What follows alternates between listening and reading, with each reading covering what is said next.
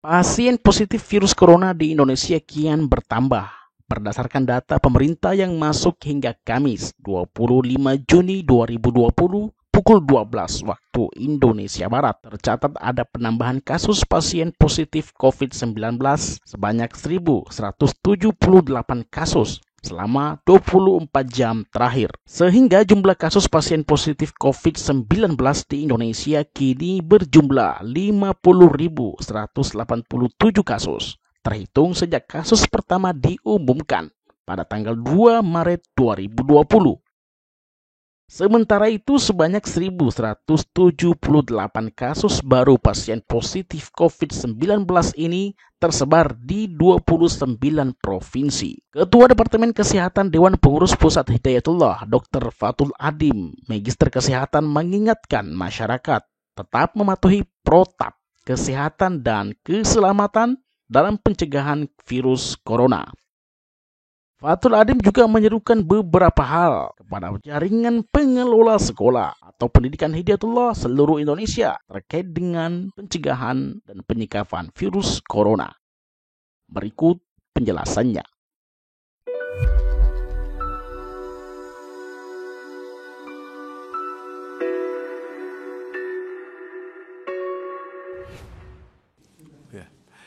Bismillahirrahmanirrahim.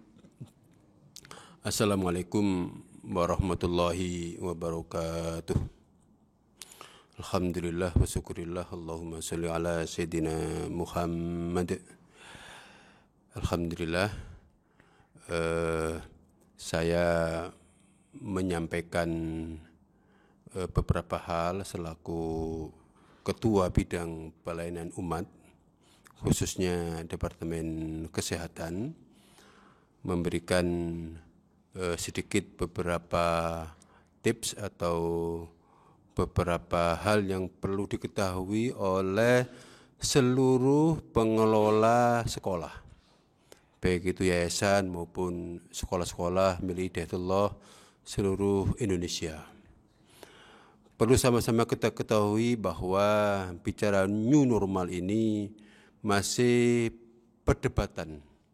Istilah new normal ini masih perdebatan. Kita jangan tertipu oleh istilah new normal, ya, jangan tertipu oleh istilah normal sehingga seakan-akan semua normal semua. Ingat bahwa COVID-19 ini masih menjadi pandemi, bahkan di Indonesia juga dengan adanya new normal ini juga bukan malah turun, tetapi malah naik, ya, penderitanya. Ya, naik jumlah penderitanya, sehingga kita sebagai pengelola sekolah harus juga waspada terhadap hal-hal yang berkenaan dengan masalah COVID-19 ini. Saya sampaikan bahwa saya selaku Departemen Kesehatan lebih cenderung dan bahkan menghimbau anak-anak usia SMP dan SMA yang boarding, yang di pesantren, jauh lebih baik di pesantren daripada dia di rumah. Kenapa saya katakan begitu? Karena kalau di rumah, rata-rata orang tua itu banyak yang tidak bisa menjaga putra-putrinya untuk tidak berinteraksi dengan teman-temannya di luar. Ya, bosen. Anak-anak ini bosen, boring, karena tidak ada teman bicara. Nah, sehingga itulah maka ya lebih baik anak ini di pesantren. Kita lockdownkan. Nah, kita jadikan satu di pesantren itu. Ya sudah, di pesantren ya lockdown. Nah, begitu ya. Nah, yang menjadi masalah adalah bagaimana seseorang itu bisa aman lockdown. Ya, yang pertama adalah saya sampaikan bahwa pastikan orang tua sebelum masuk pesantren itu bisa menglockdownkan putranya selama 10-14 hari di rumah. Jadi sebelum masuk pesantren kalau bisa dihimbau kepada wali murid agar anaknya tidak boleh sebisa mungkin berhubungan dengan teman-temannya atau keluar gitu. Kalau sudah sholat ya enggak apa-apalah. Ya. Dijaga, diyakinkan bahwa selama 14 hari itu tidak sakit. Nah itu. Kalau sudah enggak sakit berarti sudah steril, anak ini tidak kena COVID. Baru diantar oleh bapaknya atau wali muridnya ke pesantren. Nah kalau bisa dan diusahakan itu pakai mobil pribadi, ya. Kenapa mobil pribadi? Ya steril, dari rumah masuk mobilan gitu kan, sampai ke pesantren, sudah selesai. Masuk ke pesantren, anak ini sudah steril. Nah ini, ya. Tapi bagaimana dengan orang tua yang nggak punya mobil, apalagi luar pulau harus naik pesawat? Nah ini juga menjadi perhatian bagi wali murid, tolong juga kalau begitu nggak bisa dong sekolah, ya tetap aja bisa sekolah, ya tetap bisa sekolah dengan apa? Dengan tetap memperhatikan ini protokol COVID-19.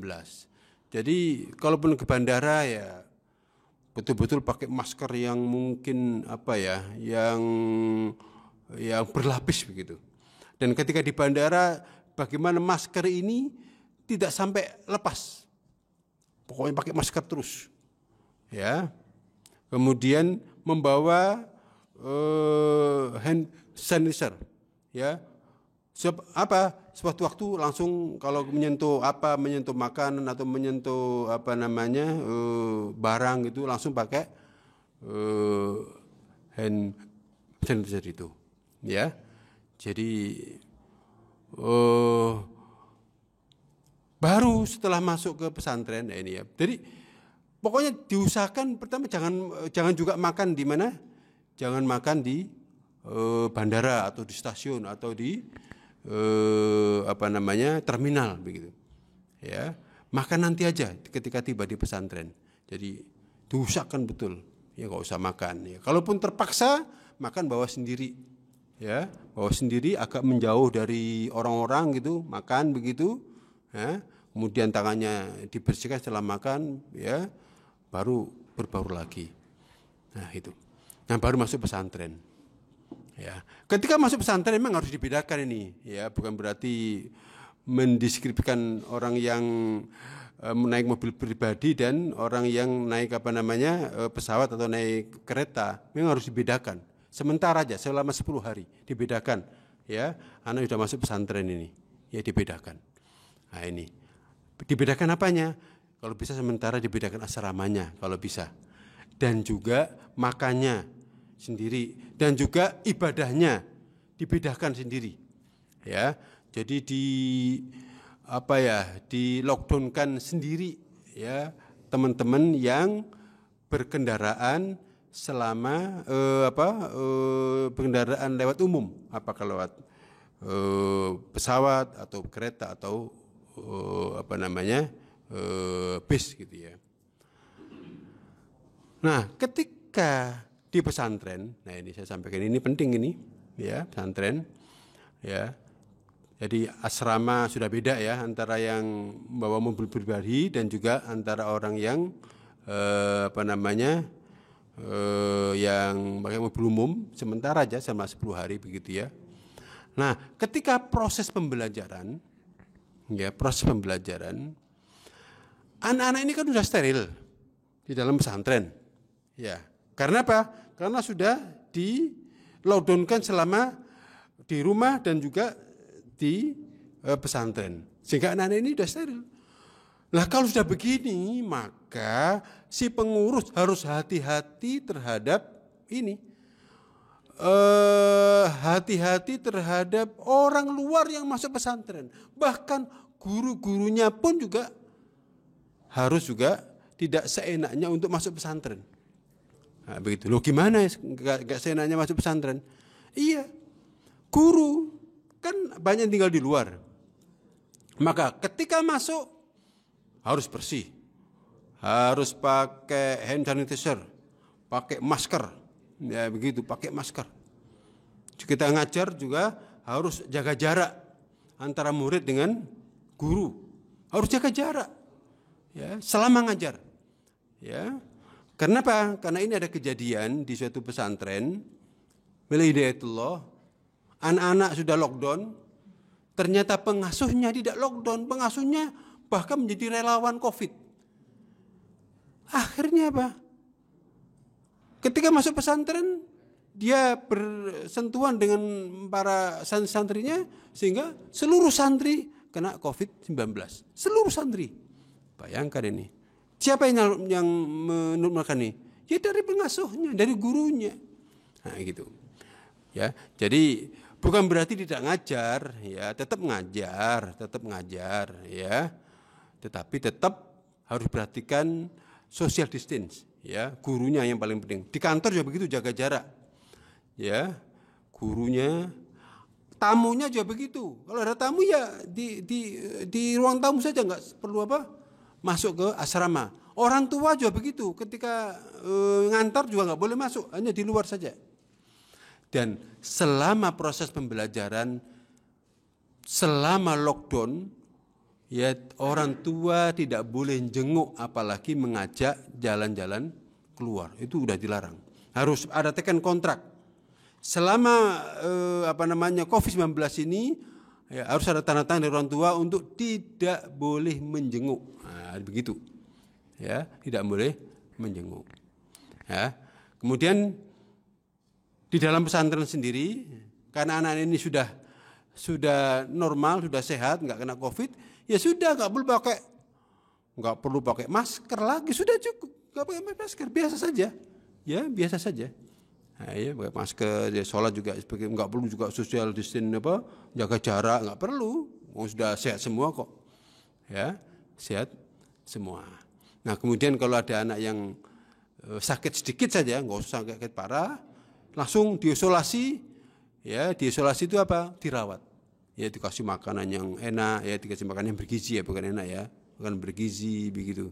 Nah itu, sehingga ini saya sampaikan bahwa itulah protokol ya tentang anak-anak santri yang boarding, ya santri yang boarding. Jadi saya lebih cenderung untuk yang boarding ini, baik itu yang merah maupun yang kuning, apalagi yang hijau, saya sarankan dibuka saja, tidak apa-apa, insya Allah aman. Tapi ini untuk sekolah full day, ya sekolah full day, apalagi juga TK, SD, ini kalau bisa mengikuti pemerintah. Jadi kalau memang pemerintah ngelarang, ya sudah, nggak usah dipaksa, karena sangat berbahaya. Anak-anak ini mudah sekali tertular, ya. Apalagi anak-anak ini juga nggak ngerti tentang social distancing, nggak ngerti menjaga kesehatan, ya nggak ngerti lah, ya sehingga daripada kita ini kena resiko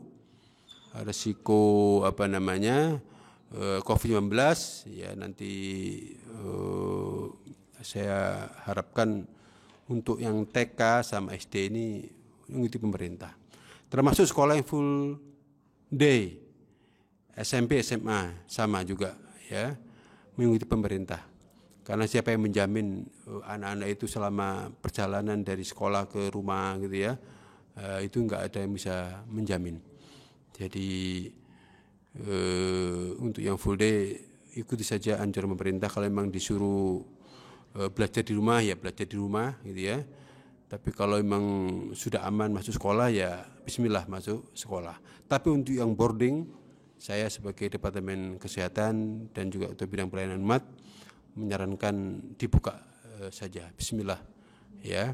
Dan selama di pesantren, ya agar anak-anak ini mempunyai antibodi yang kuat gitu ya, diyakinkan kepada orang tua, insya Allah pembiasaan di pesantren lewat sholat lail berjamaah, ya, kemudian lewat zikir pagi, sore, ya, kemudian dibiasakan juga ini, ya, ini baru ini, kalau bisa ini dilakukan tiap sekolah. Sebelum masuk sekolah ada senam pagi, ya senam pagi 10 sampai 15 menit cukup. Senam-senam yang ringan saja, bukan di dalam gedung tapi di luar, yang ada mataharinya. Ya, sebelum sekolah mungkin jam 7 ya, atau jam 7 kurang seperempat yang mataharinya bersinar itu. Nah, itu kalau bisa diadakan senam pagi. Nah, itu ya. Jadi sudah ada sholat, ibadah, kemudian wirid, kemudian juga ada senam pagi, dan diusahakan. Nah ini ya, saya nggak tahu budgetnya. Diusahakan selama COVID ini makanannya sedikit bergizi. Nah ya, sayur harus ada lah selain nasi ya. Kemudian lauk pauk. Dipaksa juga ada buah, ya buah. Nah, anak-anak kalau jajan kan bawa uang itu, ya jajan. Kalau bisa di kantinnya disediakan buah-buahan dan dipaksa untuk membeli salah satu buah-buahan. Jadi kalau dia punya uang dipaksa harus membeli buah-buahan. Apa buah-buahannya? Ya terserah, mau semangka, mau jeruk, mau salak, pokoknya buah-buahan. Ya, dipaksa untuk apa? Dipaksa untuk makan buah. Jadi selain disediakan oleh pesantren, juga di kantinnya disediain buah-buahan dan dipaksa untuk beli. Nah, begitu. Dan menarik lagi kalau madu. Nah, ini ya. Jadi anak-anak setelah bangun tidur dan sebelum tidur minum madu. Nah, ini makanya supaya anak-anak juga bisa mendapatkan madu, maka di kantinnya kalau bisa jual madu. Ya, jual madu. Nah, setelah jual madu, jualan madu, anak-anak kan bisa beli itu. Nah, kenapa kok beli? Semi diwajibkan lah. Yang punya uang, semi diwajibkan untuk membeli madu juga. Karena madu itu sangat bagus sekali untuk menambah stamina. Dan juga syifa juga, obat juga. Nah, begitu. Jadi insya Allah dengan social distancing, ya, dengan yang ada di pesantren, kemudian juga suasana ibadah, olahraga, ditambah dengan makanan yang bergizi, insya Allah di pesantren tersebut tidak terjangkit yang namanya COVID-19, bahkan anak-anak ini itu ceria, tidak paranoid ya. Diusahakan juga anak-anak nggak usah terlalu ditakut-takuti ya, nggak usah juga paranoid ya, ditakut-takuti. Wah, dioptimis saja ya, dibuat optimis, dibuat senang agar anak-anak itu tetap ceria menjalani hidup ini seperti adanya.